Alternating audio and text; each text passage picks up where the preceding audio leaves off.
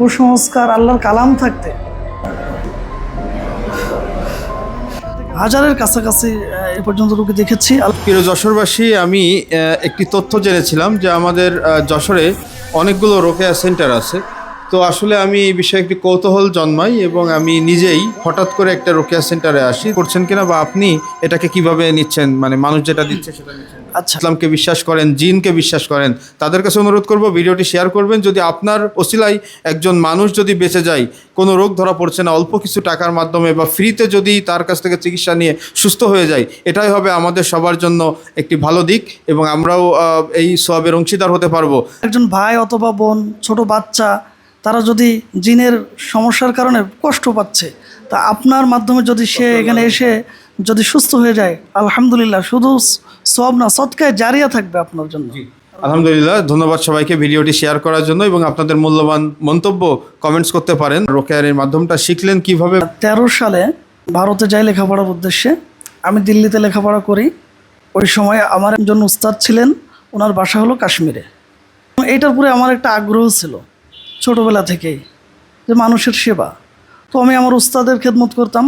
তখন উস্তাদ আমাকে বলতো বাঙালি, যখন খেদমত করি উনি এক পর্যায়ে বললে, তুই কি এগুলো শিখবি? তা আমি বললাম, যে উস্তাদ জি, আমার উনি কি ওইখানেই এই রোকেয়া করতো, ভারতেই বা হ্যাঁ হ্যাঁ, দেশে? উনি দিল্লিতেই শহরে বিভিন্ন মানুষের রুকায়া করতেন। আলহামদুলিল্লাহ, উনি অনেক সুনামধন্য একজন ব্যক্তিত্ব। সব মিলে আমি ওনার সান্নিধ্যে, ওনার সাথে থাকতে থাকতে আলহামদুলিল্লাহ উনি আমাকে হাতে কলমে এগুলো শিখিয়েছেন। আচ্ছা, আপনি হাফেজি পাশ করেছেন কত সালে? আমি 2009 সালের দিকে শেষ করেছি। 10 সালে শোনা যাচ্ছি, লেখাপড়া বাকিটা দেশে সম্পন্ন করেছি। আপনি কত রোগী দেখেছেন? আমি রুকিয়া তো শুরু করেছি সেই ইন্ডিয়া, দিল্লি থেকেই শুরু আমার। তারপর আমি টুকটাক করেছি।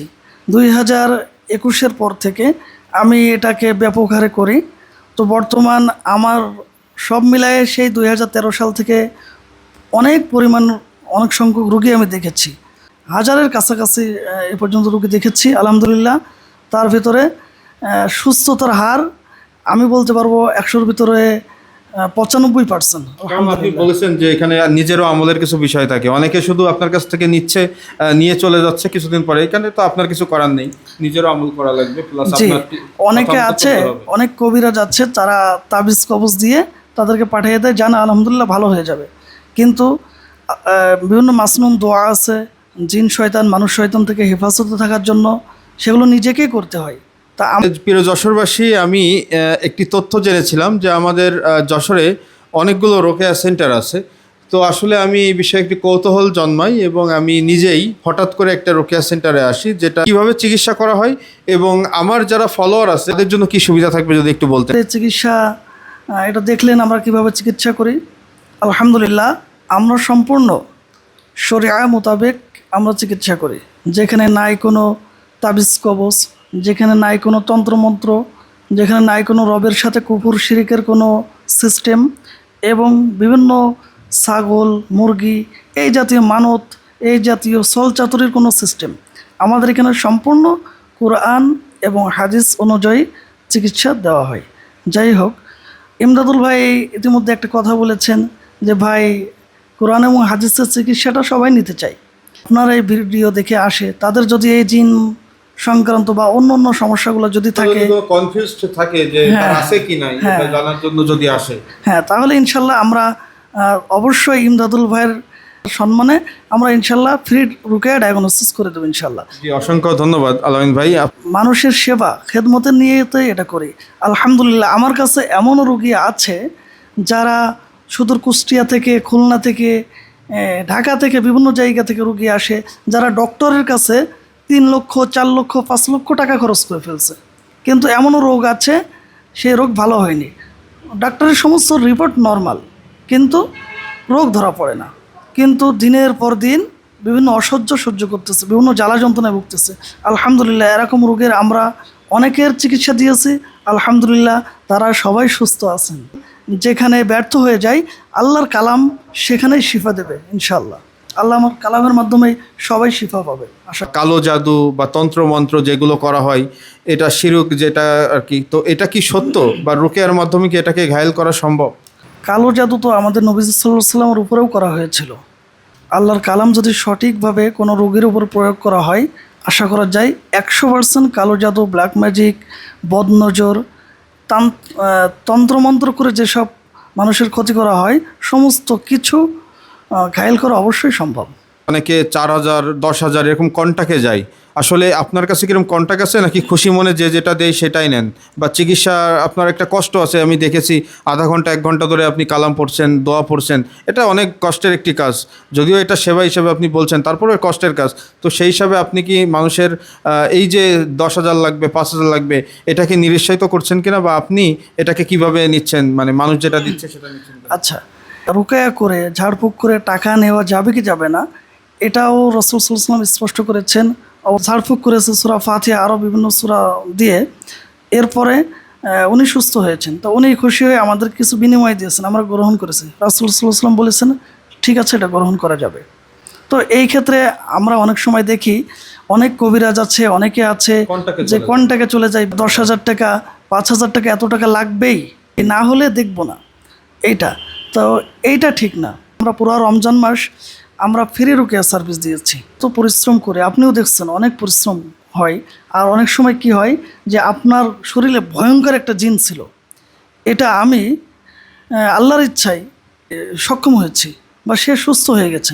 কিন্তু সুস্থ হওয়ার পর ওই জিনটা আমার উপরে অথবা আমার ফ্যামিলির উপরে তার আঘাত আনতে পারে। আর ফুক দিয়ে চিকিৎসা করে বাসায় পাঠিয়ে দিলাম, আপনি তার বিনিময়ে কী করলেন, আমাকে 100-200 টাকা দিলেন। তাহলে এই 100-200 টাকা আমি নিয়ে আমি নিজেও ঝুঁকিতে পড়লাম, আমার ফ্যামিলিও ঝুঁকিতে পড়লো।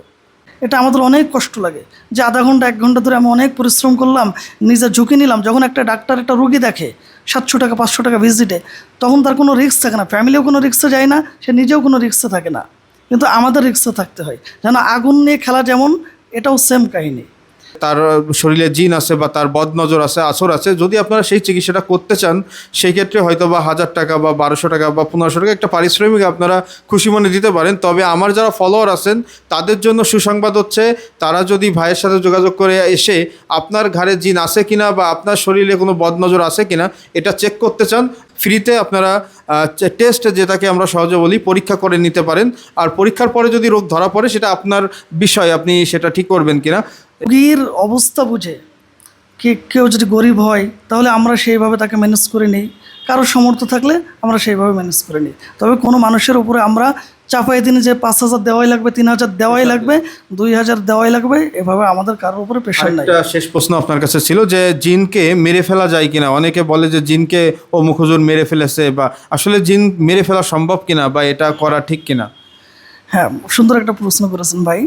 যে জিনকে দেখেন, আমাদের যেমন আল্লাহ তাআলা কি আমাদের ময়দানে 2টা জাতিকে প্রশ্ন করবেন বা হিসাব নিকাশ নেবেন, যেমন মানুষ এবং জিন। তো মানুষ এবং জিনের হিসাব হবে পরকালে। তা আপনার আমার যেমন ফ্যামিলি আছে, ভাই ব্রাদার, আত্মীয় স্বজন আছে, জিনেরও সেম ফ্যামিলি, ভাই ব্রাদার, আত্মীয় স্বজন। সহজে যদি কোনো সমাধান থাকে অবশ্যই আমরা সেটা করব এবং চেষ্টা করব। একান্তই যদি না হয়, যদি বাধ্য হতে হয়, একটা মানুষ মারাই যাবে, তাকে বাঁচাতে গেলে ওই সময় কিছু কঠিন পদক্ষেপ নিতে হয়। যারা ধর্ম বিশ্বাস করেন, ইসলামকে বিশ্বাস করেন, জিনকে বিশ্বাস করেন, তাদের কাছে অনুরোধ করব ভিডিওটি শেয়ার করবেন। যদি আপনার ওসিলায় একজন মানুষ যদি বেঁচে যায়, কোনো রোগ ধরা পড়ছে না, অল্প কিছু টাকার মাধ্যমে বা ফ্রিতে যদি তার কাছ থেকে চিকিৎসা নিয়ে সুস্থ হয়ে যায়, এটাই হবে আমাদের সবার জন্য একটি ভালো দিক, এবং আমরাও এই সওয়াবের অংশীদার হতে পারবো। একজন ভাই অথবা বোন, ছোট বাচ্চা, তারা যদি জিনের সমস্যার কারণে কষ্ট পাচ্ছে, তা আপনার মাধ্যমে যদি সে এখানে এসে যদি সুস্থ হয়ে যায়, আলহামদুলিল্লাহ, শুধু সওয়াব না, সদকায়ে জারিয়া থাকবে আপনার জন্য। আলহামদুলিল্লাহ, ধন্যবাদ সবাইকে ভিডিওটি শেয়ার করার জন্য, এবং আপনাদের মূল্যবান মন্তব্য কমেন্টস করতে পারেন। الجن والإنس يا معشر الجن والإنس وجعل الناس السحر يعلمون الناس السحر القرآن ما هو الشفاء ورحمة يعلمون الناس السحر من الشيطان الرجيم যারা ভালো রাখে, জিন বিষয়ে ভালো অভিজ্ঞ, তারা হুট করে কোনো বাসা বন্ধ করবে না, বিভিন্ন মাধ্যমে সতর্ক করবে।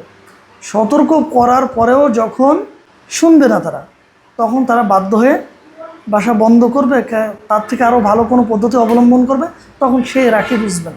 এর জন্য কোরআন হলো শিফা, হ্যাঁ, ও রাহমাতুল্লিল মুমিনিন, কাদের জন্য? মুমিনদের জন্য। এখন আপনি আমার কাছে এসে রুকিয়া করতেছেন, আরও অনেক কিছু করতেছেন, অথচ আপনি যদি মুমিন না হন, নামাজ কালাম ইবাদত বন্দেগী না করেন, আমল আখলাকের ভিতরে না থাকেন, তাহলে কোরআন আপনাকে কতটুকু কাজে দেবে? এই জন্য নামাজ কালাম মাসনুন দোয়া হেফাজত করবেন। ওই আমলগুলা যদি নিয়মিত করা হয় তাহলে অবশ্যই শয়তান আমাদের থেকে দূরে থাকবেন। তাবিজের ভিতরে কোরআনের বিভিন্ন আয়াত লেখা থাকে, স্পষ্টভাবে কোরআনের কোনো আয়াত নেই কি আপনি টয়লেটে যেতে পারেন, ওয়াশরুমে যেতে পারেন? এই জন্য তাবিজ কবজ এগুলো একেবারে নিষিদ্ধ, আর এগুলো করা যাবে না। তাবিজ কবজ অনেকে চাই নতুন গামছা আনতে হবে, একটা ছাগল আনতে হবে, তো একটা লাল মোরগ আনতে হবে, অথবা তো আলহামদুলিল্লাহ আমাদের কাছে এমন কিছু নাই। এটা অনেকে অতিরিক্ত বাড়াবাড়ি করে সাধারণ সরল সোজা মানুষের কাছ থেকে মোটা অঙ্কে কিছু হাতিয়ে নেয়। তো কুসংস্কার আল্লাহর কালাম থাকতে আল্লাহ যেখানে বলেছেন শিফা রেখেছেন ঝাড়ফুকের মধ্য দিয়ে, তাহলে আমরা কেন কুসংস্কারের ভিতরে যাব?